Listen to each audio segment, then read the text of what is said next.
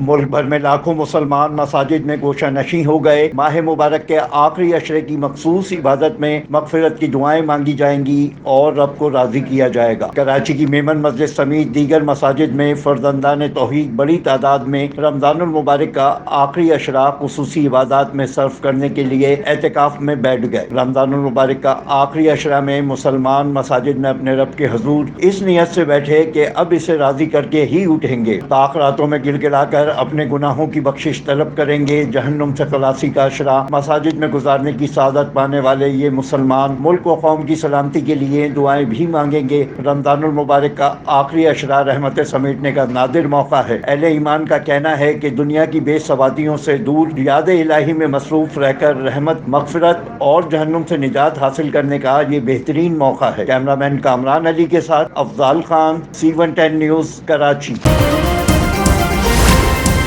C110 news, خبر کی اصل خبر۔